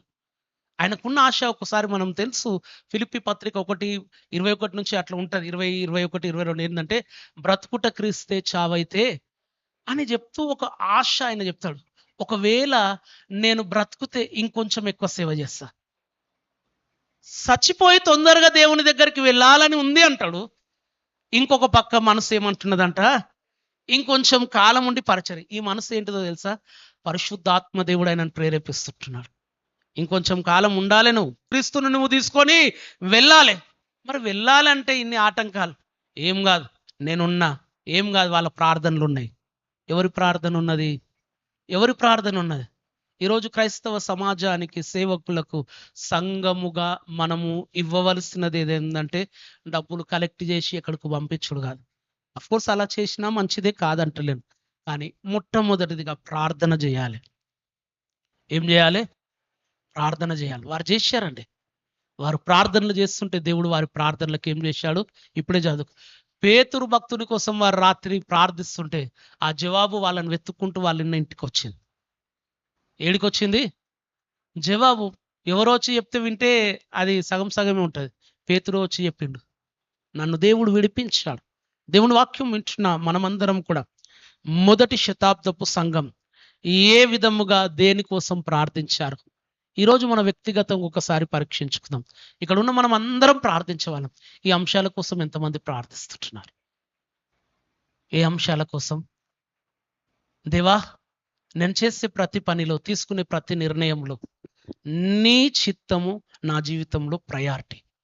నేను పొరపాటు చేసే అవకాశం ఉన్నది కాబట్టి నేను మంచి నిర్ణయం తీసుకునేటట్లు నాకు సహాయం చేయమని ఎంతమంది ప్రార్థిస్తున్నారు? నాకు కూడా ఎందుకు చెప్పాలి, నాకు తెలుసు అని అనుకుంటున్నావా? అయితే నువ్వు మొదటి శతాబ్దపు క్రైస్తవ్యము సంఘము వలె నీవు లేవు. వారి వలె ప్రభు పైన ఆధారపడడం లేదు అనేది మనం జ్ఞాపకం చేసుకోవాలి. వారు చేసినటువంటి పని ఇంకొకటి ఏంటిది అంటే, వాళ్ళు ఏం చేశారంట? వాళ్ళు దేనికోసం కోరుకున్నారు? శ్రమలు పోవాలి, కష్టాలు పోవాలి, ఇబ్బందులు పోవాలని ఉంటే ఉండని, దానికి నేనేందో చూపిస్తా అని చెప్పిట్టున్నారు. తొలగిపోవాలని కదా. ఇప్పుడు క్రికెట్ ఉన్నది, ఏదైనా స్పోర్ట్స్ ఉన్నది అనుకో, అరే మనం దేశము కప్పు గెలవాలంటే మనకు అపోజిషన్ అంతా వీక్ టీంలు రావాలని కోరుకోవడం అది చేతగానోడు, బుద్ధిహీనుడు కోరుకుంటాడు. వీక్ టీంలు మనకున్నటువంటి ఏంటిదంట, గ్రూప్లో అన్ని వీక్ టీంలే ఉండాలి, మేము గెలిచి కప్పు తీసుకోవాలి, అది చేతగానోడు కోరుకునేది. దేవా, స్ట్రాంగ్ టీంలు ఉన్న మా గ్రూప్లో ఆ టీంలన్నిటిని గెలిచే కృపద ఇచ్చాయి. వాళ్ళకి అదే చేశారు. అయ్య మమ్మల్ని ఇట్లా భయపెట్టిర్రు, అయ్య మమ్మల్ని ఇంకొకసారి ఇక్కడ కనబడొద్దు అన్నారు, వార్నింగ్ ఇచ్చి చెల్లగొట్టిర్రు, ఏం చేయాలి, ఎట్లా చేయాలని అనలేదు. అయ్యా, మేమైతే ఎప్పుడైతే నిన్ను విశ్వసించి మా లైఫ్ని నీకు సరెండర్ చేసుకున్నామో అదే రోజు నిర్ణయం తీసుకున్నాం, జీవించినంత కాలం నీకోసమే. కానీ కొద్దిమంది ఇట్లా ఆటంకపరుస్తారు. మరి మానవమాత్రుడను, కొన్ని పర్యాయాలు బలహీనుడను, ఆ బలహీనత నాకు దూరం చేయి, ధైర్యమును నాకు దయచేయమని ప్రార్థించారు. మనము వెనుకకు పోయే ప్రార్థనలు చేయొద్దు, ఎప్పుడు ముందుకు పోయే ప్రార్థనే మొదటి శతాబ్దపు సంఘం చేసిన ప్రార్థన. శ్రమలలో ముందుకు సాగే ధైర్యము కావాలని ప్రార్థించారు. మొదటి శతాబ్దము సంఘం చేసినటువంటి ప్రార్థన, మేము బాగున్నాము, యెరూషలేము సంఘము బాగున్నది, వర్ధిల్లుతున్నది, రోజు రోజు 1000 మంది నింపబడి సంఘము పెద్ద సంఘం అవుతుంది, మెగా చర్చ్ అవుతుంది, ఒక స్టేడియం తీసుకోవాలి. ఇది కాదు, పక్కన ఉన్నవారు కూడా రక్షింపబడ్డారు. ఎవ్వరు యేసు ప్రభువును విశ్వసించి యేసు నిజ దేవుడని ఒప్పుకొని ఆయన నామంలో బాప్తిస్మము పొందిన ప్రతి ఒక్కరు, ఏ ప్రాంతంలో ఉన్నా, ఏ రాష్ట్రంలో ఉన్నా, ఏ భాష మాట్లాడేవాడైనా, క్రీస్తును ఒప్పుకున్న ప్రతి ఒక్కరు క్రీస్తు ఆత్మ చేత నింపబడాలని ప్రార్థన చేయాలి. అది స్వార్థం లేని ప్రార్థన. మేము ఆత్మతో ఉన్నాం, మీకెందుకు రా, మీకు టైం పడుతుంది అన్నాడా? మేము ఈ ఆత్మను పొందుకోవడానికి మేము ఏం చేసినామో తెలుసా అని అనుభవాలేమని చెప్పిర్రా వాళ్ళకున్న ఆశ. మేము ఏ విధంగా దేవుని ఆత్మ పూర్ణులమై దేవుని ఆత్మ చేత నడిపింపబడుతున్నామో, ఇదిగో ఈ ప్రభువును నమ్ముకొని నిన్న మొన్ననే ప్రభు యొద్దకు వచ్చిన వీళ్ళు కూడా అదే ఆత్మతో నింపబడి నడిపింపబడాలని ప్రార్థించారు. సంఘం చేస్తున్న ప్రార్థన, మా మటుకు మేము బాగున్నాం, ఆయన ఏదో పడ్డాడు, ఎవడు అనవసరంగా వాళ్ళ దగ్గర పోయి కాదు, ఏమంటారు, కొరువితో తలవడు గీక్కోమన్నాడు, ఎందుకు పోయి అక్కడ చేయమన్నాడు, అనుభవించండి, పోతే పోయిన లోపలికి అని అనుకున్నారా? కొన్నిసార్లు కొద్దిమంది ఉచిత సలహాలు ఇస్తూ ఉంటారు. గక్కడ వాడు ప్రకటించమన్నాడు, గక్కడ వాడు ఓమ్మన్నాడు, పోయి ఇప్పుడు బాగైందా, జైల్లో పోయిండు, పడ్డాడు, వీడు చేయబట్టి అందరికీ తన్నులు పడ్డాయి కదా అనేటోళ్ళు ఉంటారు. అరే పిచ్చోడు, అట్లా చేయకరా నాయన, ఆయన కోసం ప్రార్థించు. నువ్వు చేయని పని ఆయన చేస్తున్నావు. ఎవరు చేయని పని? నార్త్ ఇండియాలో పోయి చేస్తావా నువ్వు? వ్యతిరేకతల మధ్యలో వెళ్ళి చేస్తావా? ఇక్కడ ప్రకటించొద్దు అంటే వెళ్ళి ప్రకటిస్తావాను? కానీ అక్కడ పేతురు భక్తుడు చేస్తున్నాడు కదా, ప్రతినిధిగా, మీ అందరి ప్రతినిధిగా దేవుని ఆత్మ చేత నింపబడి ధైర్యంగా సువార్తను ప్రకటించి, ఎందు నిమిత్తం ఆయన బంధకాల్లో ఉన్నాడంటే పౌలు భక్తుడు ఒక సందర్భంలో అంటాడు, సువార్త నిమిత్తము మేము బంధకాల్లో ఉన్నాం. మేమేదో దొంగతనం చేసినామను, ఇంకేదో చేసినామను, మా పైన ఉన్న అభియోగము చెరసాలలో వేయబడడానికి కారణం వారు చట్టంలో ఉన్న ఏ ఒక్కటి కాజు కాదు, ఒకటే ఒక కాజు. మేము ఈరోజు బంధకాల్లో ఉండడానికి ఏంటిదంటే క్రీస్తును ప్రకటిస్తున్నందుకు.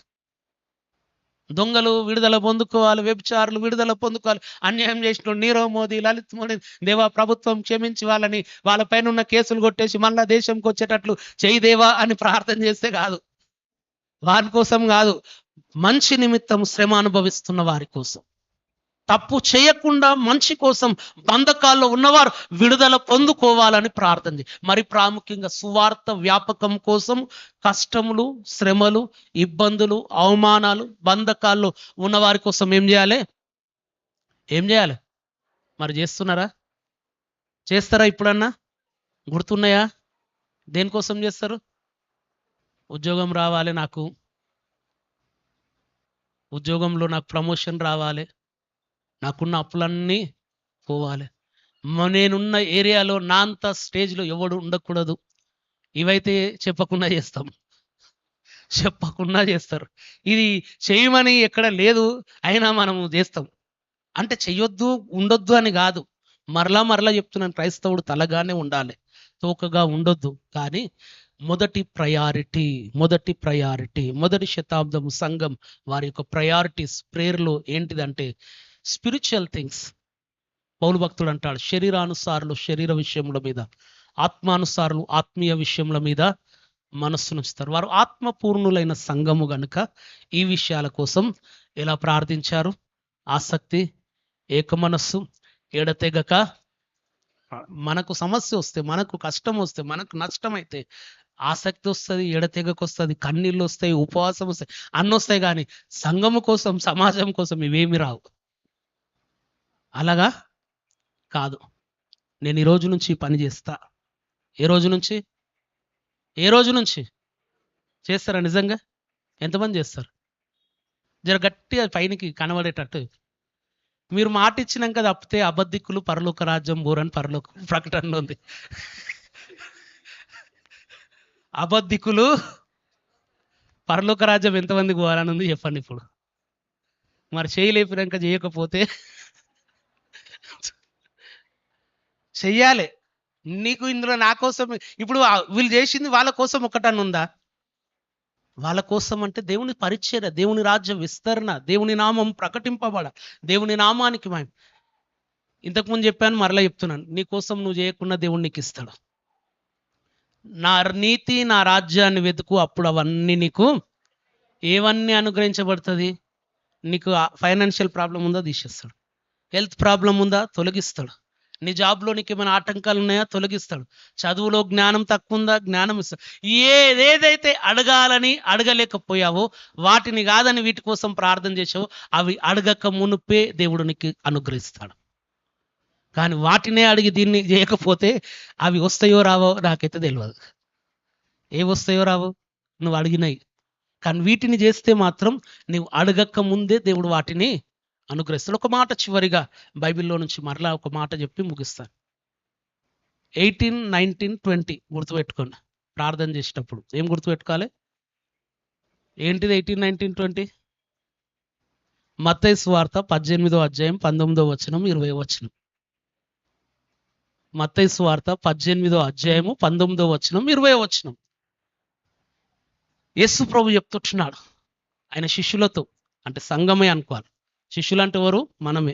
మనమే సంఘం. ఏమని చెప్తున్నాడు? ఆ ఆ ఆ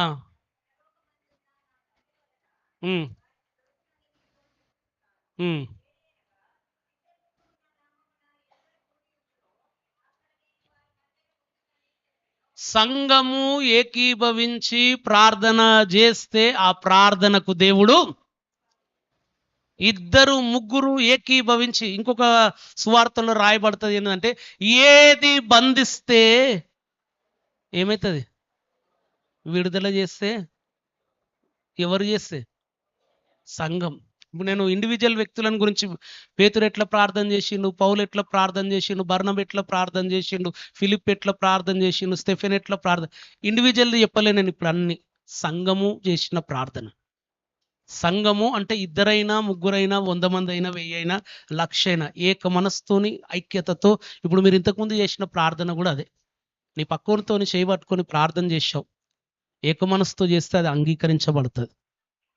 ఆసక్తితో చేస్తే అంగీకరించబడుతుంది. కానీ స్వార్థముతో చేస్తే మాత్రం కొన్నిసార్లు చెప్పలేము.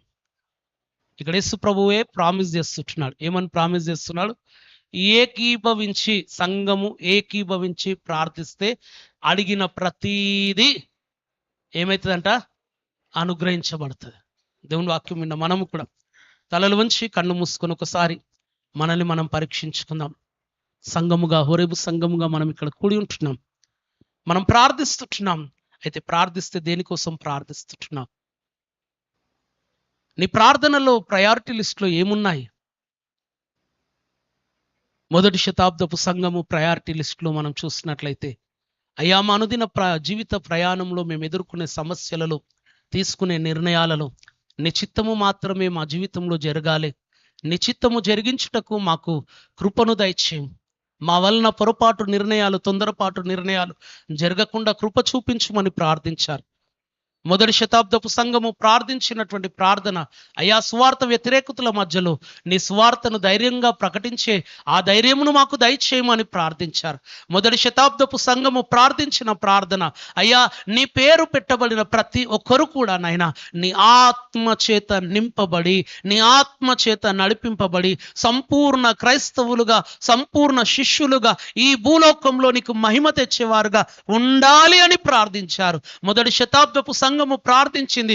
సువార్త ప్రకటిస్తున్న సేవకులు బంధకాల్లో ఉంటే, సువార్త ప్రకటిస్తున్నటువంటి వారికి సువార్త పరిచర్యలు ఆటంకాలు, అవరోధాలు ఏర్పడి వారు ఇబ్బందుల గుండా ఉంటే, అయ్యా నీ ప్రజలను ఆ బంధకాల నుంచి, ఇబ్బందుల నుంచి విడిపించి నీ సువార్త వేగిరముగా అనేక ప్రాంతాలలో ప్రకటింపబడినట్లుగా నీ సేవకులను బలమైన శక్తితో వాడుకో అని ప్రార్థించారు.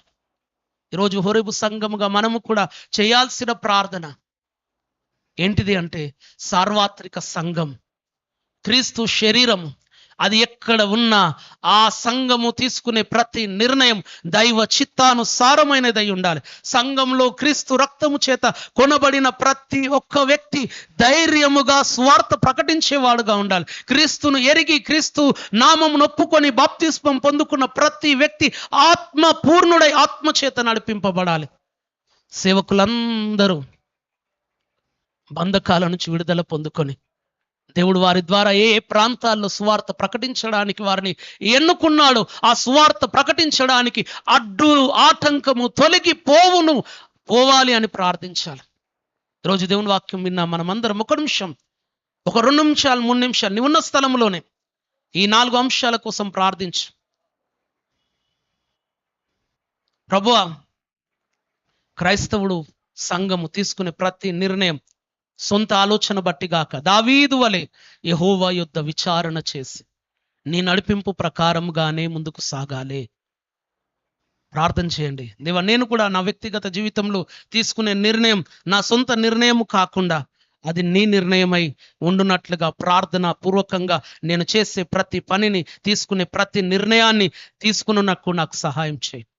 నా సొంతంను కొట్టివేయేసయ్యా అని, నాలో పిరికితనంను కొట్టివేయేసయ్యా, నీ ఆత్మతో నింపేసయ్యా అని ప్రార్థన చేయి. ధైర్యము దయచేయి.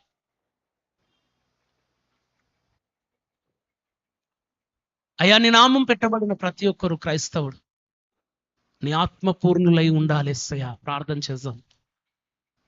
ఎంతోమందినైనా ఎన్నో ప్రాంతాలలో సువార్త వ్యతిరేకుల చేతుల్లో దెబ్బలు తింటున్నారు, చెరసాలలో బంధింపబడుతున్నారు, సువార్త ప్రకటించడానికి ఎన్నో ఆటంకాలు, అవరోధాలు కల్పించబడుతున్నాయి. అయ్యా, నీ సేవకులను మీరు పిలుచుకున్నావు, ప్రత్యేకపరిచావు, అభిషేకించావు, వారి పట్ల ఒక ప్రణాళిక కలిగి ఉంటున్నావు. ఆ ప్రణాళికను అడ్డుకుంటూ ఆటంకపరుస్తున్న సాతాను కార్యముల నుంచి, బంధకాల నుంచి నీ సేవకులను విడిపించేసేయ్ అని ప్రార్థిస్తాం. ఈరోజు హోరేబు సంఘములో మనము చేస్తున్న ప్రార్థన ద్వారా అనేక ప్రాంతాల్లో సేవకులు విడుదల పొందుకోవాలి. అనేక మంది వారు సువార్త విరోధుల చేతుల్లో నుంచి విడుదల పొందుకోవాలి. పౌలు భక్తుడు ప్రార్థిస్తున్నాడు, మూర్ఖులైన దుష్ట మనుషుల చేతిలో నుంచి మేము తప్పించబడు నిమిత్తము వారు మమ్మల్ని అడ్డుకుంటున్నారు, ఆటంకపరుస్తున్నారు, వెళ్ళనియడం లేదు, ప్రకటించనియడం లేదు. వెళ్ళిన ప్రతి స్థలంలో మా వెంట వచ్చి వాక్యము వినువారిని డిస్టర్బ్ చేస్తున్నారు. మా ప్రయాస వ్యర్థమైపోతున్నది. కొన్ని సందర్భాలలో ప్రార్థన చేయండి అన్నాడు. నార్త్ ఇండియాలో ఎన్నో మంది సేవకులు కన్నీటితో వాక్యము ప్రకటిస్తూ ప్రయాస పడుతుంటే ఆ ప్రయాసను ఆటంకపరుస్తూ అభ్యంతరపరుస్తున్న వారు ఉంటున్నారు. ఇక్కడ సంఘము ప్రార్థించాలి. మాకు సంబంధం లేదు, మా రాష్ట్రము కాదు, మా ప్రాంతము కాదు, మా భాష కాదు, మాకు సంబంధం లేని వారి కోసం మేమెందుకు ప్రార్థన చేయాలి కాదు, ప్రార్థించాలి. క్రైస్తవుడవు నీవు, క్రీస్తు నామ మహిమ కోసం ప్రార్థించుదాం.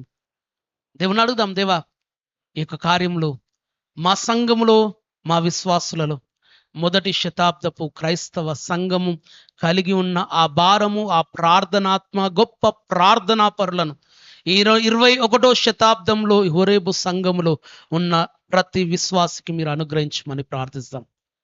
దేవుడి మాటలు మన వెనుకలో దీవించి ఆశీర్వదించును గాక. ఆమేన్. సమయంలో మనం అందరం లేచి నిలబడదాం.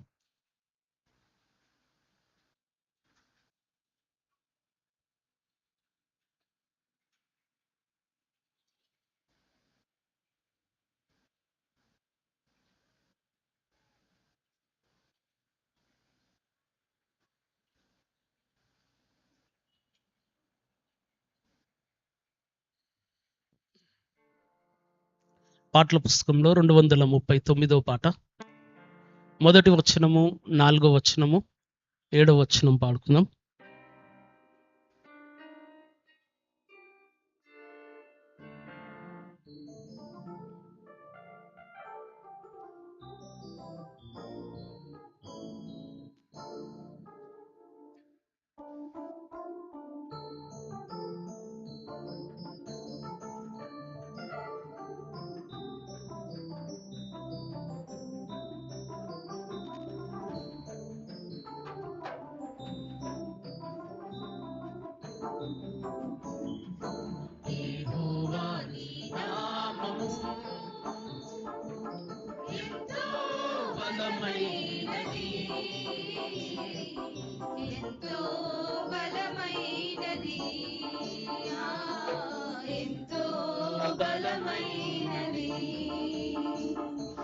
యెహోవా నీ నామము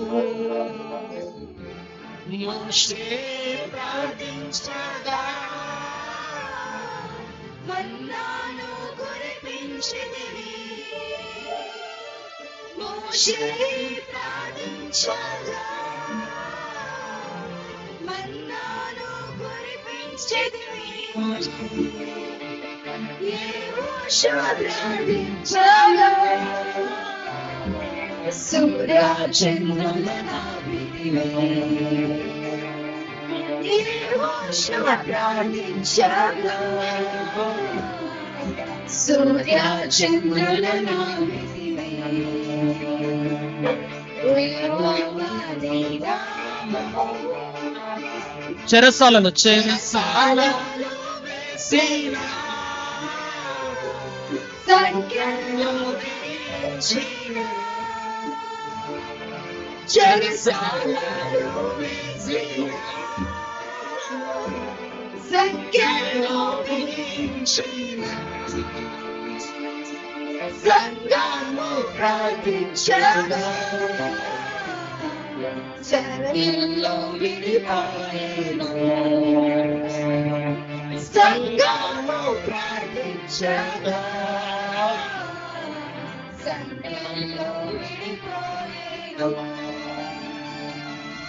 యెహోవా నీ నామము మానవుల రక్షణ కొరకై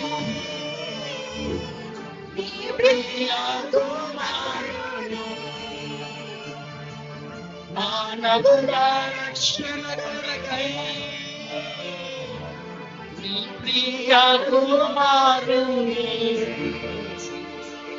లోకమునకు పంపగా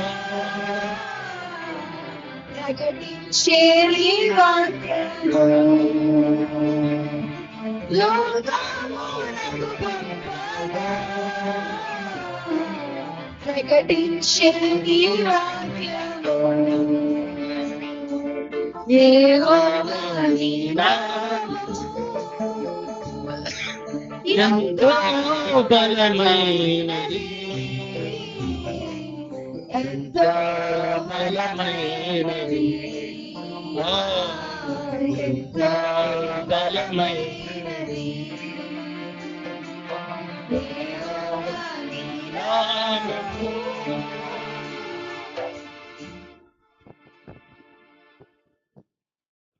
ఈ సమయంలో ప్రకటనలు గమనిద్దాం.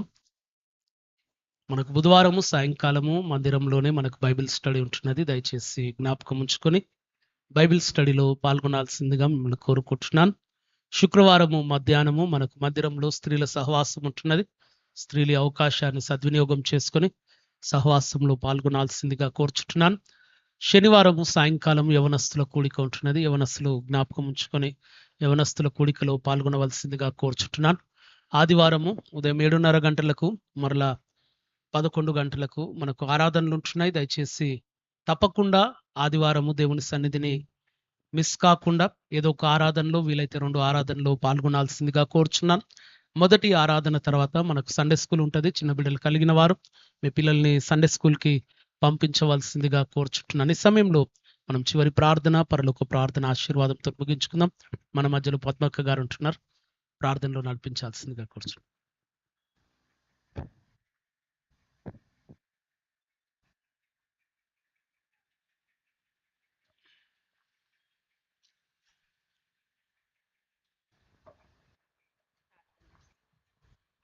స్తుతి స్తుతి స్తోత్రం స్తోత్రం స్తోత్రం నాయన స్తోత్రం ప్రభా పరిశుద్ధుడా ప్రేమగల తండ్రి కరుణామయుడా కృపామయుడా యేసయ్యా నీ బంగారు పాదములకు వెలలేని వందనాలు స్తోత్రాలు నాయన స్తోత్రం స్తోత్రములు ప్రభా గడిచిన మరి 8 నాయన మాసాలు ప్రభా మమ్మల్ని నాయన నీ రెక్కల కింద బలపరిచి భద్రపరిచిన విధానాన్ని బట్టి నీకు వందనాలు స్తోత్రాలు నాయన స్తోత్రం ప్రభా ఈ రెండో నాయన పునరుత్థాన దినమున ప్రభా నిన్ను స్తుతించడానికి నిన్ను గణపరచడానికి ఇచ్చిన సంఘాన్ని బట్టి సంఘ కాపరిని బట్టి సంఘ బిడ్డలుగా నాయన కూడుకొని నైనా ప్రార్థించే కృపను ధన్యతను నాకు ఇచ్చినందుకై నీకు వందనాలు స్తోత్రాలు ప్రభా స్తోత్రం నాయన ఎన్నిక లేని దాన్ని పనికి రాని దాన్ని ప్రభా అయోగ్యురాల్ని దౌర్భాగ్యురాలి దాన్ని నాయన అయినప్పటికీ ప్రభా నీ రెక్కల కింద బలపరిచి భద్రపరిచి అయ్యా ప్రార్థించే కృపను నాకు ఇచ్చినందుకై నీకు వందనాలు స్తోత్రాలు ప్రభా స్తోత్రం స్తోత్రం నాయన ఇంతవరకు నైనా పాటల ద్వారా వాక్యము ద్వారా నైనా ప్రార్థన ద్వారా నైనా నిన్ను మహింపరిచి ఉంటున్నాం ప్రభా నీకు వందనాలు స్తోత్రాలు నాయన మాలో ఏ దోషము ఏ పాపము అయ్యా ఏది కూడా ఉండకుండా నీ సన్నిధిలో ప్రభా నిత్యము ప్రార్థించే కృపను మాకు దయచేయండి నాయన ఇప్పుడు చెప్పిన వాక్యానుసారంగా అపోస్తుడైన పౌలు ప్రభా సంఘం పట్ల ఏ రీతిగా ప్రార్థించినారో ప్రభా అట్టి రీతిగా నాయన మేమును నాయన నీ సంఘం కొరకు ప్రార్థించే కృపను ధన్యతను నాయన పట్టుదల కలిగి నాయన ప్రార్థించే కృపను మాకును దయచేయండి ప్రభా నీకు వందనాలు స్తోత్రాలు నాయన ఎడతెగక ప్రభా అయ్యా నిత్యము నిన్ను స్తుతించి ఉంటున్నారు ప్రభా నా తండ్రి సంఘం పట్ల ఆసక్తి కలిగి అయ్యా భారము కలిగి బాధ్యత కలిగి నాయన ప్రార్థించే బిడ్డలుగా మమ్మల్ని బలపరచండి అయ్యా భద్రపరిచి మీ నామానికి మహిమ తెచ్చుకోండి ప్రభా నీకు వందనాలు స్తోత్రాలు నాయన మా స్వార్థం కోసం కానీ మా కోసం కానీ కాకుండా ప్రభా మొదటిగా నీ నీతిని నీ రాజ్యాన్ని మొదటిగా వెతకమంటున్నావు ప్రభా అవన్నీ కూడా నీకు సమకూరుస్తానన్నావు ప్రభా అట్టి రీతిగా నాయన మా కొరకు కాకుండా ప్రభా సంఘం కొరకు ప్రభా సంఘ బిడ్డల కొరకు నాయన సంఘ కాపర్ల కొరకు ప్రభా ప్రార్థించిన కృపను మాకు దయచేయండి నాయన నీకు వందనాలు స్తోత్రాలు నాయన అవును ప్రభా అనేక సంఘంలో ప్రభా నాయన ఎంతగానో నిన్ను హింసిస్తున్నారు ప్రభా నిన్ను బాధ పెడుతున్నారు ప్రభా నా తండ్రి యేసయ్యా నిన్ను ఎరగని బిడ్డలు ఎంతో మంది ఉంటున్నారు నాయన అయినప్పటికీ ప్రభా నాయన అయ్యా ప్రతి బిడ్డ పైన నీ శిలో ముద్ర వేసి భద్రపరచమని ప్రార్థిస్తున్నాం ప్రభా నీకు వందనాలు స్తోత్రాలు నాయన అయ్యా సమస్తమును ఎరిగిన దేవుడవు నాయనా నా తండ్రి. అయ్యా సమస్తం నువ్వు చూస్తున్న దేవుడవు ప్రభా. నీకు అసాధ్యమైనది ఏది లేదు నాయనా. సమస్తమును సమకూర్చే దేవుడవు నాయనా నా తండ్రి. నిన్ను హింసించే వాళ్ళని కానీ నిన్ను నాయనా బాధ పెట్టే వాళ్ళని అందరినీ కూడా నువ్వు జ్ఞాపకం చేసుకుంటున్న బిడ్డలు నాయనా. నీకు వందనాలు స్తోత్రాలు నాయనా. ఎవరిని కూడా మరవక విడవక ఎడబాయక నీ సన్నిధిలో ప్రార్థించే కృపను ప్రతి బిడ్డలకు దయచేయమని ప్రార్థిస్తున్నాం నాయన. నీకు వందనాలు స్తోత్రాలు ప్రభా. స్తోత్రం నాయన. నిన్ను కలిగి నిన్ను నమ్మి విశ్వసిస్తున్నాం ప్రభా. యేసయ్యా నా తండ్రి, తిని మత్తులమై ఉండకుండా ప్రభా నీ సన్నిధిలో మేము నాయన కనిపెట్టుకొని ప్రార్థించే బిడ్డలుగా మమ్మల్ని బలపరచండి, భద్రపరచండి నాయన. అట్టి జ్ఞానము కృపను మాకు దయచేయండి నాయన. నీకు వందనాలు స్తోత్రాలు నాయన. పరిశుద్ధుడవని నువ్వు కోట్ల దూతలతో పొగడబడుచున్నా నా తండ్రి. అట్టి రీతిగా మమ్మల్ని నింపమని ప్రార్థిస్తున్నాం ప్రభా. నీకు వందనాలు స్తోత్రాలు నాయన. నీ సన్నిధి నీ కాపుదల ప్రతి ఒక్కరికి దయచేయమని ప్రార్థిస్తున్నాను నాయన నా తండ్రి. ప్రతి ఒక్కరికి కూడా వినగలిగే చెవులు, గ్రహించే మనస్సు మాకు దయచేయండి ప్రభా. చల్లారిపోయిన జీవితాలు మాలో ఉండకూడదు నాయన నా తండ్రి. నీ సన్నిధిలో ప్రభా నాయనా నిన్ను బలపరిచి ప్రభా మా ప్రార్థనలో నువ్వు తోడుగా ఉండు, నీడగా ఉండు ప్రభా. నీకు వందనాలు స్తోత్రాలు నాయన నా తండ్రి. నువ్వు చేసిన ప్రతి మేలుకు నాయన మేము కృతజ్ఞత స్తుతులు చెల్లిస్తున్నాం ప్రభా నా తండ్రి. అయ్యా నీ సన్నిధానంలో నాయన ఇప్పుడు ఎల్లప్పుడూ మమ్మల్ని నాయన జ్ఞాపకం చేసుకోమని ప్రార్థిస్తున్నాం ప్రభా. మా ప్రార్థనలకు నీరు కట్టి ఫలింప చేసి నాయన సంఘ కాపరిని మీరు జ్ఞాపకం చేసుకోండి ప్రభా. ఆ బిడ్డకు నూరంతలుగా ఆయా నాయన అభిషేకంతో నింపి ప్రభా. అయ్యా నీ యొక్క రక్షణ భిక్ష మరి అందరికీ పెట్టి ప్రభా నీవే కృప చూపించండి. తను చేస్తున్న ప్రతి ప్రార్థనలో ప్రయత్నాల్లో నువ్వు తోడుగా ఉండమని ప్రార్థిస్తున్నాను ప్రభా. ఆయన ఆరోగ్యాలు దయచేయండి నాయన. అయ్యా ఎక్కడికి వెళ్ళినా ప్రభా నీ సన్నిధి అయ్యా బిడ్డకు తోడుగా ఉంచమని ప్రార్థిస్తున్నాం ప్రభా. నీకు వందనాలు స్తోత్రాలు నాయన. అయ్యా నా తండ్రి నీవే కృప చూపించి మీ నామానికి మహిమ తెచ్చుకోమని ప్రార్థిస్తున్నాం ప్రభా. అయ్యా నీ దయగల హస్తం కింద ప్రతి ఒక్కరిని నాయన శిలో ముద్ర వేసి భద్రపరచమని నజరేయుడైన యేసు అతి పరిశుద్ధ నామమున ఈ కొద్ది మనవులు నా పరిరక్షణ పేరట అతి వినయంతో నన్ను నేను తగ్గించుకుంటూ నీ నామాన్ని హెచ్చిస్తూ ప్రార్థిస్తున్నాను తండ్రి. ఆమేన్. పరలోకమందున్న మా తండ్రి, నీ నామము పరిశుద్ధపరచబడును గాక, నీ రాజ్యం వచ్చును గాక, నీ చిత్తము పరలోకమందు నెరవేరుచున్నట్లు భూమి అందును నెరవేరును గాక. మానుదిన ఆహారం నేడు మాకు దయచేయము. మా రుణస్తులను మేము క్షమించి ఉన్న ప్రకారం మా రుణములను క్షమించు. మమ్మల్ని శోధనలోనికి తేక దుష్టు నుంచి తప్పించు. ఎందుకనగా రాజ్యము బలము మహిమ నిరంతరం నీవైనవి తండ్రి. ఆమేన్. తండ్రి కుమార పరిశుద్ధాత్మ త్రియేక దేవుని దీవెన ఆశీర్వాదము సన్నిధి సమాధానం ఇక్కడ కూడి ఉన్న మనందరి మీదను వాక్యముని వాక్యానుసారంగా జీవించడానికి తీర్మానం చేసుకున్న బిడ్డల మీదను మొదటి శతాబ్దపు క్రైస్తవ సంఘము వలె ఈ 21వ శతాబ్దములో ఈ హోరేబు సంఘంలో ఉన్నటువంటి సంఘ విశ్వాసులందరూ కూడా మార్చబడి ప్రార్థనా పరులుగా ఇతరుల కోసం ప్రార్థించడానికి తీర్మానం చేసుకున్న బిడ్డలందరి మీదను సదాకాలము తోడైండి నడిపించును గాక. ఆమేన్.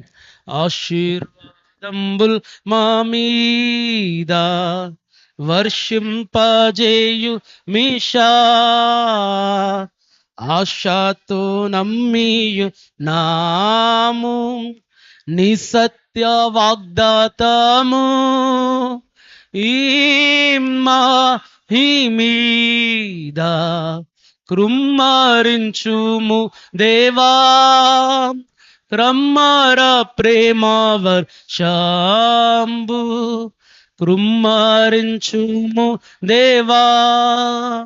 Amen amen amen.